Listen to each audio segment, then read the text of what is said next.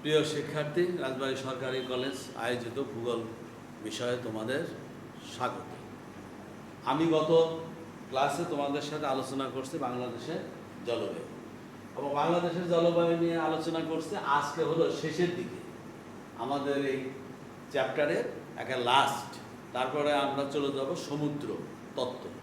সেই সমুদ্র তত্ত্ব নিয়ে আমরা আলোচনা করব আগামী ক্লাসে। আজকে হলো আমাদের এই ক্লাসে এই গ্রিন হাউস প্রভাব ও বিশ্ব উষ্ণায়ন কথাটা বুঝতে হবে। গ্রিন হাউস প্রভাব ও বিশ্ব উষ্ণায়ন। গ্রিন হাউস প্রভাবের কারণে বিশ্বে এত তাপমাত্রা প্রভাবিত হচ্ছে কেন? তাপমাত্রা প্রভাবিত হচ্ছে কেন?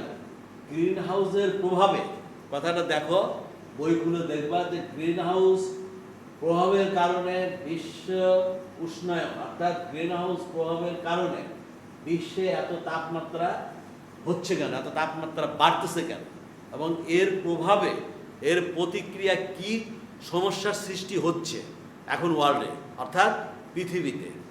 এখন আমরা দেখো এটা আলোচনা করতে গেলে আমি দেখো একটা কাছের ঘর, একটা ঘর আছে। এই ঘরের মধ্যে দেখো যে উদ্ভিদ, টব এবং উদ্ভিদ, এখানে এইটা সূর্য থেকে প্রতিফলিত হচ্ছে এই কাচের মধ্যে, সূর্যের আলো এসে পড়তেছে এবং এখানে উদ্ভিদ দেখতেছ, গাছ দেখতেছ।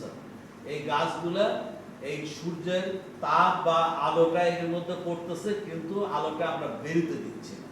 এবং এর দ্বারা কি হচ্ছে, শীত প্রধান দেশে আমরা সবজি চাষ করছি, সবজি এগুলা আমরা করতে পারি। এই মানে কি যে এই গ্রিন হাউস অর্থাৎ এই ঘরের মধ্যে এই জিনিসটাকে বোঝানো হচ্ছে এবং এই তাপটাকে আমরা ধরে রাখতেছি। এই ঘরটা এটা কাঁচের ঘর, মনে রাখবা এটা কাঁচের ঘর।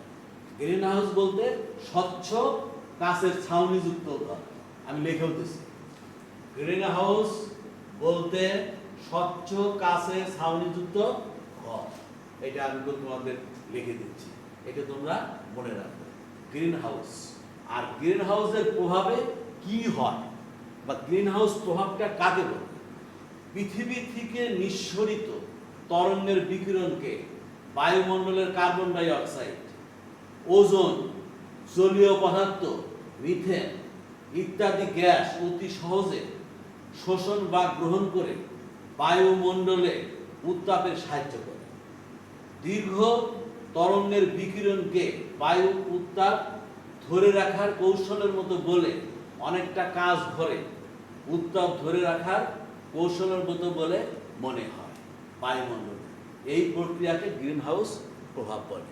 আমি আবার বলতেছি, দেখো যে পৃথিবী থেকে নিঃসৃত তরঙ্গ, বোঝো, পৃথিবী থেকে নিঃসৃত তরঙ্গ মানে ঢেউ বিকিরণকে বায়ুমণ্ডলে কার্বন ডাই অক্সাইড, যেটা আমাদের সবচেয়ে বেশি ক্ষতি করতেছে, তারপরে ওজোন স্তর, তারপর জলীয় পদার্থ, মিথেন, আরো অন্যান্য সীমিত পরিমাণের যে গ্যাস অতি সহজে শোষণ বা গ্রহণ করে বায়ুমণ্ডলের উত্তাপে সাহায্য করে। বায়ুমণ্ডল সেটা কি উত্তাপে বায়ুমণ্ডলকে সাহায্য করতেছে, অর্থাৎ যেটা হওয়ার কথা তার চেয়ে বেশি তাপ সেখানে কি হচ্ছে, বেশি তাপটা সেখানে প্রভাবিত হচ্ছে। বেশি তাপ, সেই বেশি তাপ এমনভাবে প্রভাবিত হচ্ছে যেটা হতেছিল সেই কৌশলটা, সেই দীর্ঘ তরঙ্গে ধরে রাখার কৌশলটা কাঁচ ঘরের মতো মনে হয়। এই ধরে রাখার কৌশলটাকে আমরা বলতেছি হলো কি গ্রিন হাউস প্রভাব। গ্রিন হাউস প্রভাব। আচ্ছা, এখন এই গ্রিন হাউস প্রভাব, এই গ্রিন হাউস প্রভাবের কারণটা আমরা যদি জানতে চাই বা আমরা ধরে রাখতে চাই, সেটা আমাদের কি কার্বন ডাই অক্সাইড, ওজোন, তারপরে হতেছে হলো জলীয় পদার্থ,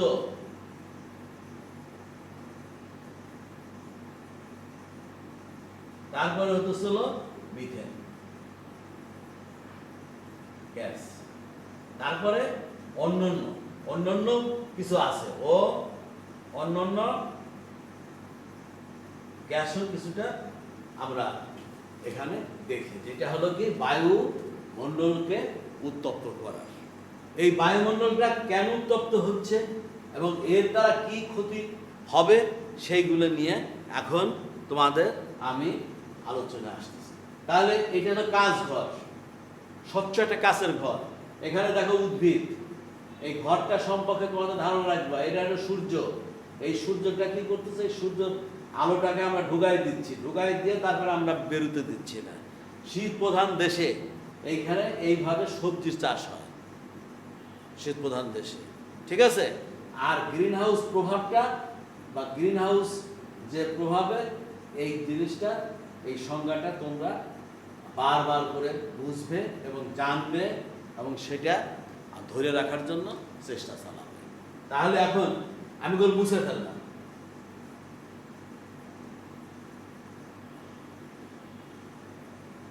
এখন আমি এই গ্রিন হাউস প্রভাবের কারণে আমাদের কি হয়, কি হচ্ছে, দেখো। গ্রিন হাউসের প্রভাবের কারণে আমাদের কম্পিউটার মডেল, 1 নম্বর,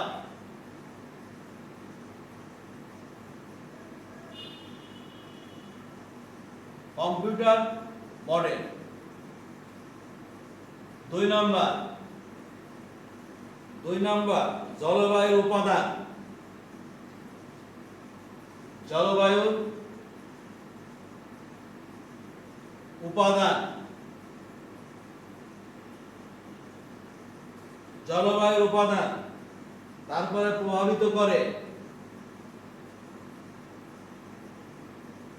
তারপরে কি করে, তারপরে মানুষের অর্থনৈতিক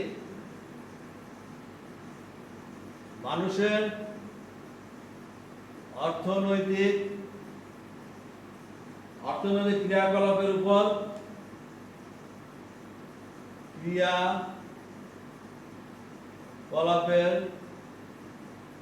উপর প্রভাব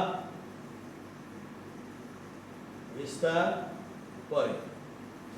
তারপরে 3 নম্বর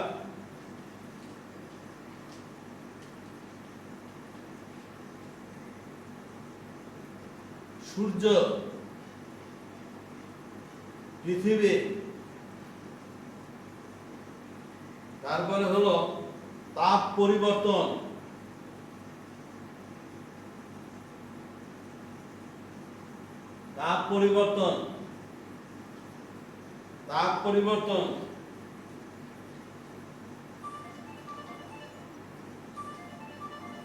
তারপর হলো ব্যবধান,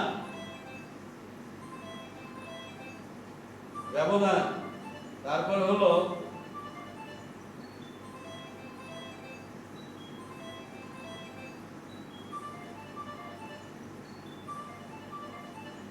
পৃথিবীর কক্ষপথের আকৃতির পরিবর্তন, পৃথিবীর কক্ষপথের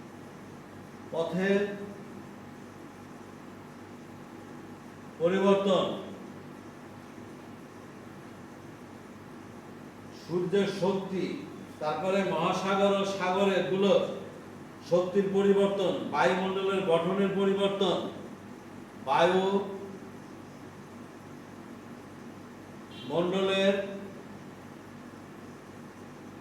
গঠনের পরিবর্তন, তারপরে হলো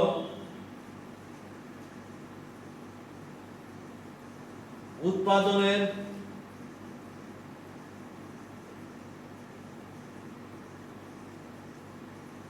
হ্রাস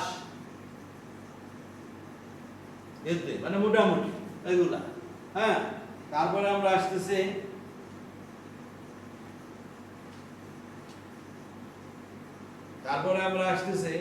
তাপমাত্রা, বৃষ্টিপাত পরিবর্তন, সেগুলো আমি এ নিয়ে পরে আলোচনা করতেছি। কম্পিউটার মডেল, এই কম্পিউটার মডেলের এখানে দ্বিমত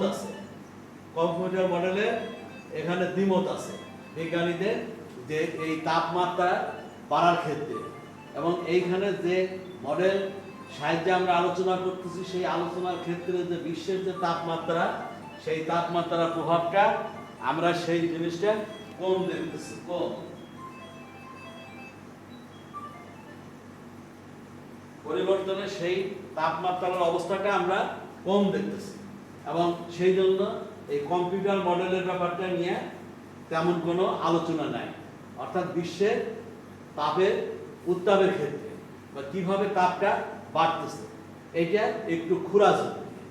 দ্বিতীয়ত হচ্ছিল জলবায়ুর উপাদান, এটা ভেরি ভেরি ইম্পর্টেন্ট একটা দিক।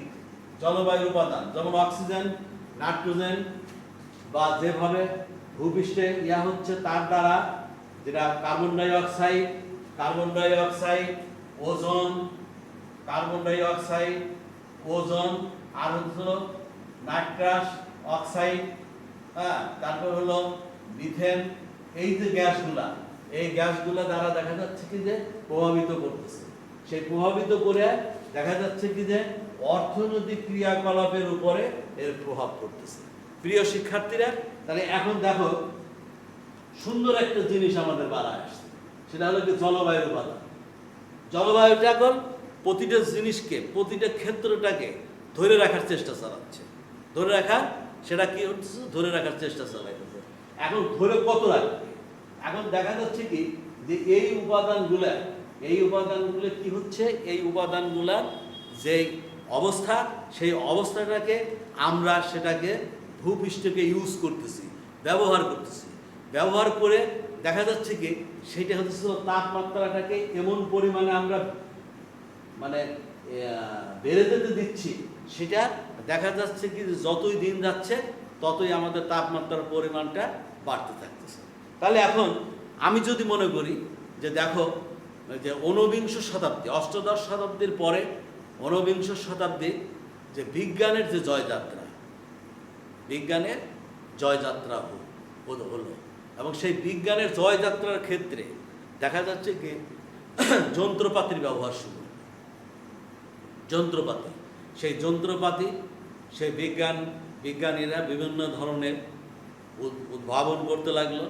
সেই উদ্ভাবনের দ্বারা দেখা গেল যে মিল, কলকারখানা, তারপরে যন্ত্র চালিত যানবাহন, এগুলো কি হলো, এগুলো প্রকৃতির থেকে যেগুলো আমরা ইয়া করছি সেগুলো আর ব্যবহার হচ্ছে না। সেই ব্যবহার না হয়ে দেখা যাচ্ছে কি যে আমরা সেই বলো ওই কয়লা, তারপর পেট্রোল, কেরোসিন, তারপরে দেখা যাচ্ছে কি যে প্রাকৃতিক গ্যাস, এর সাহায্যে পলিউশন হচ্ছে, পরিবেশকে কি হচ্ছে, পলিউশন হচ্ছে, কালো ধোঁয়া। সেই আমরা তো মনে করি যে এই কালো ধোঁয়াটা বেরিয়ে যাচ্ছে, হয়তো আকাশে যায় মিশে গেল, কিন্তু না, আকাশে যায় ওর একটা আস্তরণ, ওর একটা কি হচ্ছে, ওর একটা আস্তরণ পড়তেছে। পড়ার ক্ষেত্রে দেখা যাচ্ছে কি যে এই যে আমরা যে ইউজ করতেছি, এই ইউজটা দেখা যাচ্ছে কি বায়ুমণ্ডল আর গ্রহণ করতে পারতেছে না। বায়ুমণ্ডল গ্রহণ না করতে পেরে দেখা যাচ্ছে ওগুলো স্তরে স্তরে সজ্জিত হয়ে থাকতেছে। তাহলে এর ইফেক্ট কি হচ্ছে, এর পরবর্তীতে এর ইফেক্ট হতেছিল কি বায়ুমণ্ডলে পড়তেছে। এখন বায়ুমণ্ডলে পড়তেছে সূর্য থেকে যে আমরা তাপ পাই, সূর্যের আলো থেকে দেখা যাচ্ছে কোটি কোটি ভাগের এক ভাগ, তার থেকেও কিঞ্চিত পরিমাণ সেই তাপটা আমাদের ভূপৃষ্ঠে আসছে। সেই তাপটা গ্রহণ করার ক্ষেত্রে দেখা যাচ্ছে কি যে বায়ুমণ্ডল সেটাকে নিয়ন্ত্রণ করতেছে। আবার দেখা যাচ্ছে কি যে ভূপৃষ্ঠকে আমরা যেভাবে ইউজ করতেছি, হ্যাঁ, এই শিল্প বিপ্লবের কারণে সেখানে দেখা যাচ্ছে কি যে আরও তাপমাত্রা বেড়ে যাচ্ছে। বেড়ে যাওয়ার পরে দেখা যাচ্ছে কি যে এর বিরূপ প্রভাব পড়বে। বিজ্ঞানীরা বলতেছে কি যে এর বিরূপ প্রভাব পড়বে, যেমন সমুদ্রের উচ্চতা বেড়ে যাবে, বরফ গলতে থাকবে, এবং বরফ গলতেছে এখন। যেমন বাংলাদেশের নিম্ন অঞ্চল, সেই নিম্ন অঞ্চলগুলো একসময় পানির নিচে প্লাবিত হতে পারে। বিজ্ঞানীরা বলতেছে যে এগুলা প্লাবিত হতে পারে। তাহলে দেখা যাচ্ছে কি যে আমাদের যে অবস্থার সৃষ্টি হচ্ছে, সেই অবস্থার সৃষ্টির ক্ষেত্রে এখন যদি আমরা এগুলাকে রোধ না করতে পারি, তাহলে অদূর ভবিষ্যতে যে আমাদের যারা প্রজন্ম, তোমরা তাহলে এখানে দেখা যাচ্ছে কি যে তারা বিপদের সম্মুখীন হয়। যেমন পৃথিবীর কক্ষপথে পৃথিবী ঘুরতেছে, তার কক্ষপথে তার সাথে দেখা যাবে কি যে তার পরিবর্তন হবে। তারপরে এখানে দেখা যাচ্ছে কি যে মানুষের সাথে ভূপৃষ্ঠের একটা পরিবর্তন দেখা যাচ্ছে। গাছপালা আমরা নিধন করতেছি, সেই গাছপালায় থেকে যেটা আমরা কার্বন ডাই অক্সাইড গাছ গ্রহণ করতেছি, অক্সিজেন আমরা ছেড়ে দিচ্ছি। সেই পরিমাণ গাছ না থাকলে তাহলে উদ্ভিদ সেটা গ্রহণ করতে পারতেছে না, আর আমাদের অক্সিজেন দিতে পারতেছে না, কার্বন ডাই অক্সাইড সেটা কি হবে বলো? তাহলে যদি আমরা সেই প্রাকৃতিক বা আগে সেই পরিবেশে আমরা যদি ফিরে না যেতে পারি, তাহলে আমাদের ভূত ভবিষ্যৎ কোথায় যায় দাঁড়াবে? তাহলে এখন দেখা যাচ্ছে কি যে আমরা যদি রাস্তায় বাড়াই, সে কথার কথা দেখো, রাস্তায় বাড়াই, আমি এখান থেকে হাইটে রাজবাড়ি বাজারে আমি যাইতে পারবো, কিন্তু আমি গেলাম না। আমি ওখানে গেলেই দেখা যাচ্ছে কি আমি যন্ত্রচালিত একটা যান পেলাম, টেম্পো পেলাম, বা আমি দেখা গেল যে মোটর সাইকেল, বিভিন্ন ইয়াতে আমি সেখানে চলে গেলাম। তাহলে দেখা গেল কি যে প্রকৃতির যে ভারসাম্য সেটা রক্ষা কীভাবে হবে? আমরা কি ভ্যানে উঠি, আমরা কি পায়ে হেঁটে চলি? আগে মানুষ ঘোড়ায় চলতো, বড় বড় জমিদাররা। সেটা কি হতো? পরিবেশ পলিউশন হতো না, দূষিত হতো না। এখন বায়ুমণ্ডলে অ্যাবজর্ব করতে পারতেছে না, শব্দ দূষণ হচ্ছে, পশু পাখি গাছপালা মানুষ আমাদের প্রচুর ক্ষতি করতেছে, এয়ার পলিউশন হচ্ছে, এনভায়রনমেন্টের ক্ষতি হচ্ছে। প্রতিটা ক্ষেত্রে প্রতিটা জায়গায় দেখা যাচ্ছে কি যে আমরা কি করতেছি, আমরা জোরপূর্বক আমরা যে কোনো একটা কাজ করতেছি, এবং যে প্রভাবটা আইসে পড়তেছে হলো ভূপৃষ্ঠের উপরে, অর্থাৎ পরিবেশের উপরে। তাহলে এর থেকে আমাদেরকে বাড়াইতে হবে, আর বাড়াইতে গেলে দেখা যাবে যে এই প্রভাবগুলোর থেকে আমাদের দূরে থাকতে হবে। যেমন অর্থনৈতিক যে ক্রিয়াকলাপ এই মানুষের ক্রিয়াকলাপটা এখন যন্ত্রচালিত হয়ে গেছে। মানুষ এখন কোনো কিছু হাত দিয়ে করতে চায় না, মানুষ পরিশ্রম করতে চায় না। তাহলে বায়ুমণ্ডলের যে তাপমাত্রা সেটা কিভাবে শোষণ হবে? আমি ফ্যানের নিচে ঘুমাচ্ছি, আর ইলেকট্রিসিটি যদি না থাকে 2, 4, 5 দিন 10 দিন, তাহলে আমরা সেটাকে অ্যাবজর্ব করতে পারি না শারীরিক দিক থেকে, কিন্তু সেটা আমরা করবো না। আমাদের ফ্যান থাকতেই হবে মাথার উপর। তাহলে কি হচ্ছে? আমাদের এনার্জি লস হচ্ছে, তাপমাত্রা বেড়ে যাচ্ছে। আমরা একটু বাইরে গেলেই মনে হয় যে প্রচুর গরম, সে গরম আমরা সহ্য করতে পারতেছি না, এসির মধ্যে থাকতেছে, এসিতে ক্ষতি করতেছে। এই যে করোনার যে প্রভাবটা বিশ্বের উন্নতশীল যে দেশে, এই দেশে এগুলো কেন হচ্ছে, কেন হয়েছে এগুলা? এই করোনাটা কোথায় থেকে আসছে?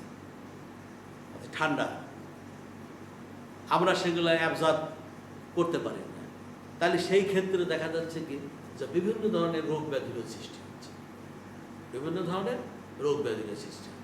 এর থেকে বাঁচতে হলে, এর থেকে উত্তরণ আমাদের পাইতে হলে আমাদের যন্ত্রচালিত যে যানবাহন বর্জন করতে হবে। ব্যক্তিগত গাড়ি, মোটর সাইকেল বলো, প্রাইভেট কার বলো, এগুলোকে আমাদেরকে বাদ দিতে হবে, কম ইউজ করতে হবে। মিল কলকারখানা, আগে কি মিল কলকারখানা চলতো না? চলতো হাতের সাহায্যে, বিভিন্ন ইয়াতে। এখন আমরা সব মেশিনের সাহায্য করি। আমরা ফসল, সেগুলো দেখা যাচ্ছে যে আমরা তেলের সাহায্যে বিভিন্নভাবে আমরা সেগুলো ইউজ করি। তাহলে এতে কি হচ্ছে? এতে হলো কি জলবায়ু যে পরিবর্তন, বায়ু সেটা উত্তপ্ত হচ্ছে, এবং সেটা পৃথিবী ক্ষতিগ্রস্ত হচ্ছে। এবং এক সময় দেখা যাবে কি যে পলি মাটির আস্তরণ পড়বে, আস্তে আস্তে ভরাট হবে, সমুদ্রের পানি তার উপর দিয়ে এসে সমুদ্রের ইয়ার থেকে পাহাড় পর্বত বা সেই তার দৈর্ঘ্যটা বেড়ে যাবে, ভূপৃষ্ঠ সেগুলো পানির নিচে তলায় যাবে। বিভিন্ন ধরনের মানুষের রোগ ব্যাধি বিভিন্ন ধরনের হয়ে দাঁড়াবে। আমরা কখনো কোনো দুরারোগ্য ব্যাধি বা কঠিনী আমরা কোনোদিন শুনিনি, কিন্তু এখন দেখা যাচ্ছে কি যে এমন কিছু রোগ হচ্ছে যেগুলো আমরা ডাক্তাররাও সেগুলো ইয়ে করতো না। ফর এক্সাম্পল দেখো করোনা, সেই করোনাটাই তো আমরা সেখানে ইয়ে করতে পারতেছি না, রোধ করতে পারতেছি না।